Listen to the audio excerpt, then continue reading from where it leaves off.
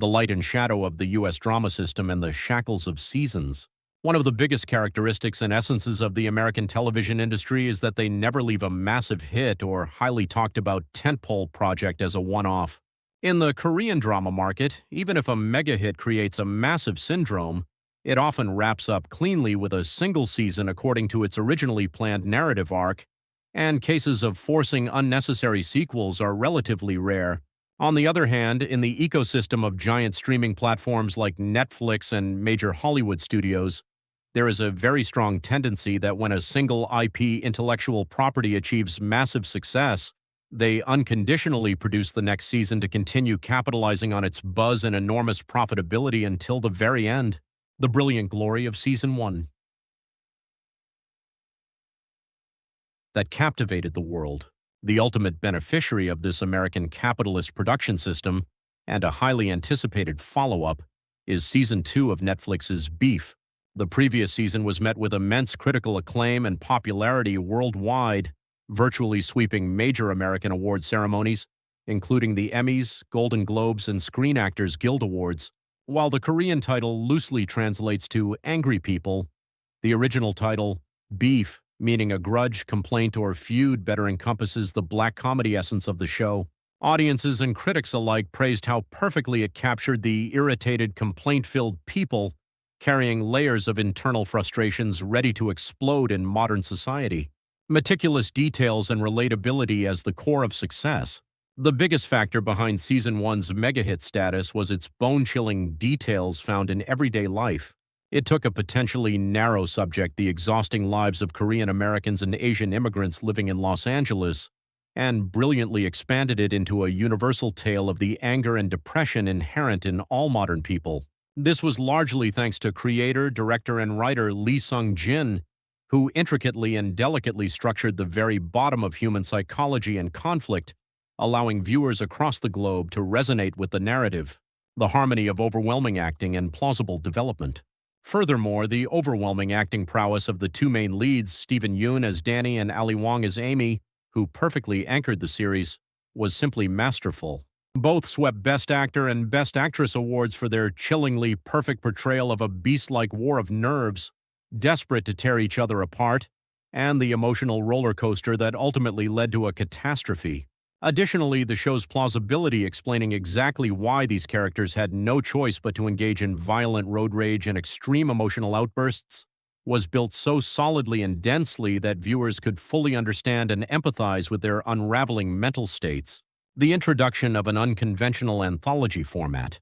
Naturally, when Season 2 was announced, the public firmly believed that the original actors who led the massive success of the first season would return to continue their fierce aftermath. They also expected the subject matter and background to follow the same vein as Season 1. However, when the veil was lifted, Season 2 was heading in a completely different direction. It adopted an anthology format, presenting a brand new story that is entirely disconnected from the narrative and characters of the previous season. In a series where specific characters have already built a solid fandom, such a drastic format change is quite a rare and adventurous attempt for a television drama. From fringe to mainstream, a star-studded Hollywood cast. In a way, Season 1 achieved a historic milestone by finding massive global success with a story centered on non-mainstream Asian characters rather than the American mainstream. However, in Season 2, the direction shifts entirely, focusing on white characters who represent the established mainstream class of American society. Most notably, the lineup and gravitas of the cast have grown exponentially beyond imagination compared to the predecessor. The newly joined Oscar Isaac and Carey Mulligan are top-tier actors, recognized for their acting skills across Hollywood blockbusters and art house films, which naturally sent the public's expectations for the project skyrocketing. Yoon Yoo-jung and Song Kang-ho, an unimaginably unconventional pairing. What makes this season even more intriguing is the unconventional premise that living legends of Korean cinema, Yoon Yoo-jung and Song Kang-ho, appear together as a married couple to drive the narrative.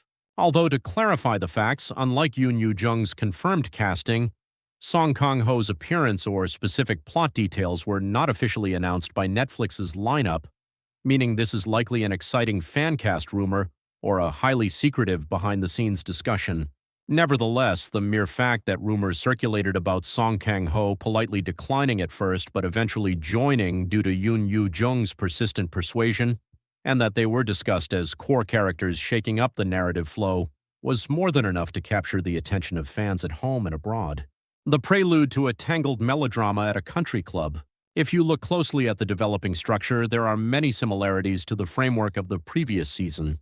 The newly introduced protagonists, the couple played by Oscar Isaac as Josh and Carey Mulligan as Lindsay, form the central axis of the story.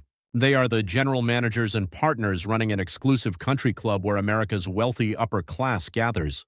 And as young, unstable characters named Austin, played by Charles Melton, and Ashley, played by Kaylee Spaney, deeply intertwine with this seemingly peaceful and perfect space, a new form of beef and conflict is officially triggered. An accidental witness and power subversion through video blackmail. While working at the country club, the ambitious employee, Ashley, accidentally witnesses a fierce and ugly fight between the general managers, Josh and Lindsay. Because it was a situation far beyond a simple marital spat, exposing their rock bottom while hurling unspeakable insults at each other, Ashley secretly records it on her smartphone. Using this fatal video as leverage, she shows her cunning nature by cleverly blackmailing the couple to seize power and secure the highly coveted job she desires at the club. On top of this, as the Korean billionaire chairwoman Park, played by Yoon Yoo-jung, attempts a massive transformation of the country club after acquiring it with massive capital, the class conflicts and hidden feuds among the characters become even more convoluted. The disappointment of weak plausibility, overshadowing great acting. As such, truly great top-class actors who fill the screen deliver goosebump-inducing stellar performances. However, the unfortunate reason it receives more bad reviews than good is the lack of meticulous plausibility and narrative substance needed to support such heavy acting. The sticky annoyance and deep psychological relatability that anyone might experience in reality, which we so enthusiastically watched in Season 1, have evaporated in this season. While the scale has expanded to billionaires and high society clubs, the actual friction revealing the rock bottom of the characters is not that intense, causing the tension and suspense to drop significantly. Ultimately, it remains a disappointing sequel where only the size of the production and the weight of the cast grew massive, while the narrative was crushed by that very glamour, blurring the sharp charm unique to the series.